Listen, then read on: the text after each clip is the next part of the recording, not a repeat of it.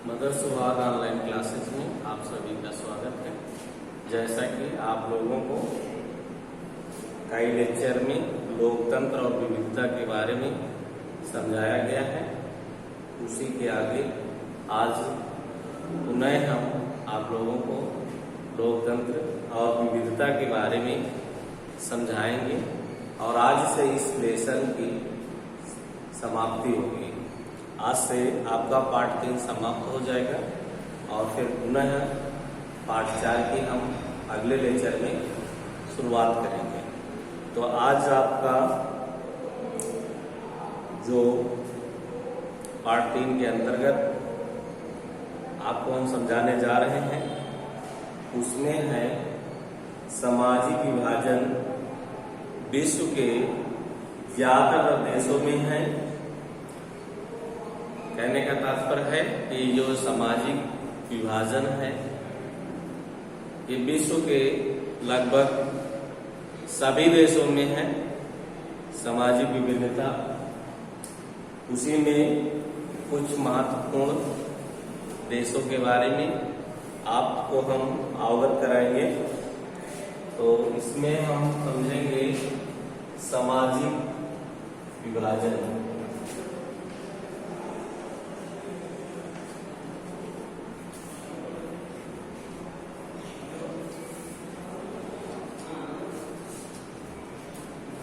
सामाजिक विभाजन जैसे है मुख्य रूप से आपको संयुक्त राष्ट्र अमेरिका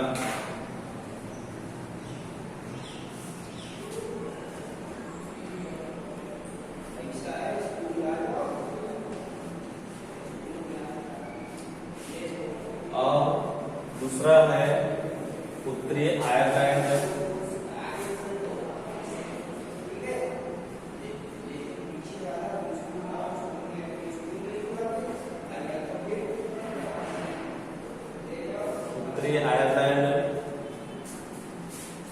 स्वीडन,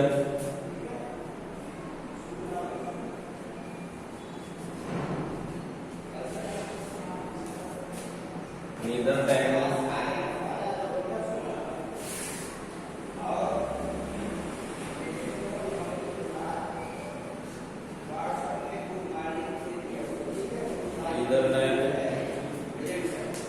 इसके बाद जर्मनी।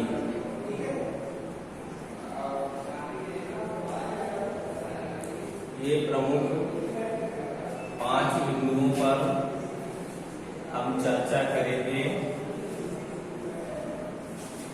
पहले हम संयुक्त राज्य अमेरिका के बारे में आपको बताएंगे। तो संयुक्त राज्य अमेरिका यहाँ के सामाजिक मतभेद को मैक्सिको की ओलंपिक खेल की कहानी से समझा जा सकता है। मतलब जो मैक्सिको में ओलंपिक खेल हुए थे उसकी कहानी के माध्यम से हम संयुक्त राज्य अमेरिका के सामाजिक विभाजन के बारे में समझ सकते हैं। इसे मार्टिन लूथर किंग के आंदोलन के पश्चात वहाँ निग्रो जाति के वंशजों को नागरिक अधिकार दे दिया गया, लेकिन मतभेद आज भी मौजूद हैं। इसमें ये जो खेल हुआ था ओलंपिक खेल, इसके तहत निग्रो जो जातियां थी उनको अधिकार तो दे दिया गया नागरिकता का, लेकिन जो मतभेद है नागरिकता के बीच में वो बराबर बना रहा। इसी में है उत्तरी अमेरिका, उत्तरी आयरलैंड। यहाँ पर भी सामाजिक मतभेद इतना गहरा है कि कैथोलिक और प्रोटेस्टेंट एक दूसरे को देखना तक पसंद नहीं करते। मतलब यहाँ इतनी ज्यादा प्रतिद्वंदिता है एक दूसरे पर कि 2 प्रमुख रूप से धर्म हैं, कैथोलिक और प्रोटेस्टेंट। ये एक दूसरे के इतने विरोधी हैं कि ये एक दूसरे से बात करना तो दूर देखना भी पसंद नहीं करते हैं। में है नेशनलिस्ट और यूनियनिस्ट दलों के बीच 1998 ईस्वी में जबरदस्त खून खराबा भी हुआ। मतलब इनमें इतना ज्यादा क्रोध एक दूसरे के प्रति, जिसको लेकर के 1998 में जबरदस्त संघर्ष हुआ। इसी में हम स्वीडन के बारे में समझेंगे तीसरे नंबर में। यहाँ भी दूसरे देशों के कई भाषा और धर्म के लोग आकर बस गए। अंततः इनके साथ साथ मतभेद उभरते गए। स्वीडन में भी कई देशों के, कई समुदायों के, कई धर्मों के लोग आकर के वहां बस गए, जिससे वहां पर भी आपसी मतभेद बढ़ने लगे। अगला है नीदरलैंड। तो नीदरलैंड में भी यहाँ भी कैथोलिक और प्रोटेस्टेंट समुदाय के लोगों के बीच आए दिन मतभेद बने रहे।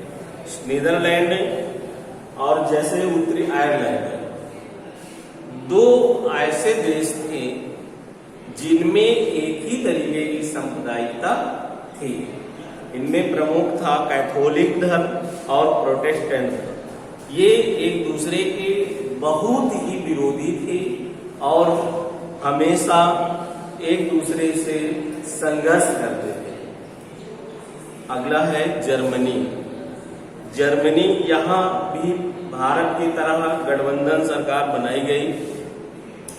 ईसाई लोकतांत्रिक संघ और सामाजिक लोकतांत्रिक दल नामक दो परस्पर विरोधी दलों के बीच यह गठबंधन 2005 के चुनाव के बाद किया गया।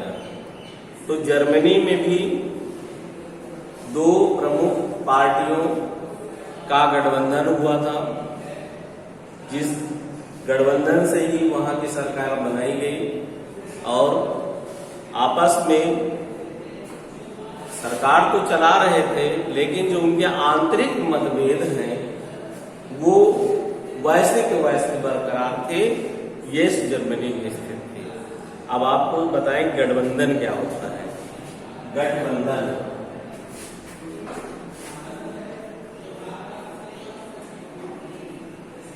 ये एक शब्द आया प्रमुख रूप से निकल करके आपका कि गठबंधन क्या होता है। गठबंधन का मतलब होता है जैसे चुनाव होते हैं किसी भी देश में, और सपोज दैट मानिए हमारे भारत देश में है, यहाँ पर अनेक पार्टियां हैं। जैसे कुछ मानिए बीजेपी है, बीएसपी है,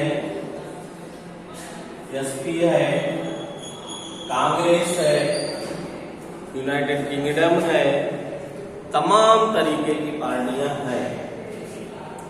इन पार्टियों में अगर चुनाव हो और किसी भी पार्टी को पूर्ण बहुमत न प्राप्त हो, समझ रहे हैं गठबंधन का क्या माना होता है।